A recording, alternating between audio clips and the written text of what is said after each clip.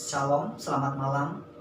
Kembali malam ini kita akan merenungkan firman Tuhan melalui renungan malam seiman tanggal 21 Oktober 2020 yang ditulis oleh Ibu Kathleen dan Pendeta Jonathan Kuntaraf dengan judul Kekekalan Hukum.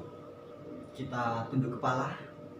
Tuhan, kiranya kami memohon akan segala berkat-Mu pada kesempatan ini, sehingga di tengah-tengah kami merenungkan sebagian dari firman-Mu, boleh firman itu hidup di dalam kehidupan kami melalui tuntunan Roh Kudus-Mu ya Bapa. Kami Engkau buat mengerti dan berikan kami pengetahuan. Di dalam nama Tuhan Yesus kami berdoa. Amin. Kebenaran firman Tuhan yang akan kita renungkan pada malam hari ini terdapat di dalam buku Mazmur 119 ayatnya yang ke-44. Aku hendak berpegang pada Taurat-Mu senantiasa, untuk seterusnya dan selama-lamanya. Karena hukum moral adalah 10 perintah Tuhan tersebut merupakan suatu cermin dari tabiat Allah, maka prinsip-prinsip sama sekali tidak bersifat temporal maupun situasional, akan tetapi absolut dan tidak dapat diubah serta memiliki validitas yang permanen bagi umat manusia.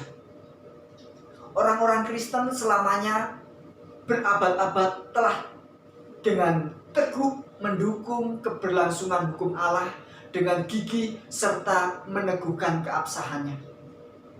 Banyak yang berpendapat bahwa hukum Allah itu baru saja diberikan di Gunung Sinai. Namun hukum itu sudah ada jauh sebelum Tuhan memberikan 10 hukum kepada bangsa Israel di Gunung Sinai. Jika tidak, maka tidak mungkin ada dosa sebelum Sinai. Dalam 1 Yohanes 3 ayat 4 mengatakan bahwa sebab dosa ialah pelanggaran hukum Allah.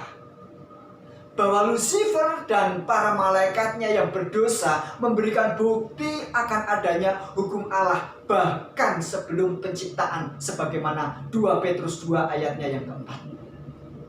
Kita ingat bagaimana Tuhan berkata kepada Abraham bahwa Dia telah mendengarkan firman-Ku dan memelihara kewajibannya kepadaku, yaitu segala perintah, ketetapan, dan hukumku, sebagaimana tertulis dalam Kejadian 26 ayat 5. Dan Musa mengajarkan ketetapan Allah dan hukumnya pada saat sebelum Sinai, sebagaimana tertulis dalam Keluaran 16 ayat 18. Sebuah penelitian tentang kitab Kejadian menunjukkan bahwa 10 hukum telah dikenal sebelum Sinai. Buku Kejadian menjelaskan bahwa orang-orang itu sadar bahwa sebelum Allah memberikan 10 perintah itu, telah ada tindakan-tindakan yang dilarang, yang dianggap salah dan berdosa.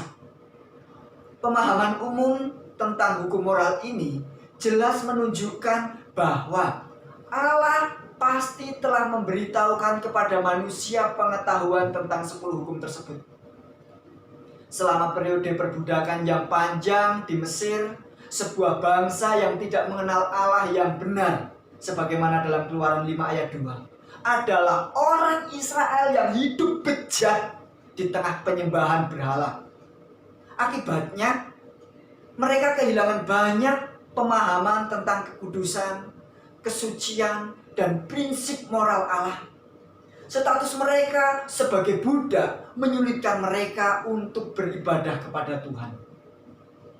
Menanggapi teriakan mereka yang putus asa meminta bantuan, Allah mengingat perjanjiannya dengan Abraham dan bertekad untuk membebaskannya dari dapur peleburan besi itu, sebagaimana dalam Ulangan 4 ayat 20, dan membawa mereka ke sebuah negeri agar supaya mereka tetap mengikuti ketetapannya dan memegang segala pengajarannya, sebagaimana dalam Mazmur 105 ayatnya yang 43-45.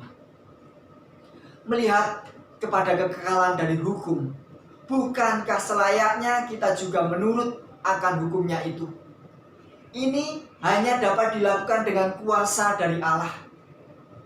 Marilah kita semua senantiasa berjalan bersama Allah dengan menuruti hukum-Nya. Kita tunduk kepala, kita satu dalam doa. Tuhan, terima kasih untuk firman yang boleh kami dengar.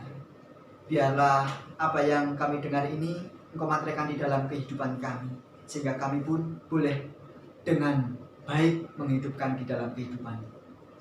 Inilah pengharapan kami Bapa, dalam nama Tuhan Yesus kami berdoa. Amin. Tuhan memberkati.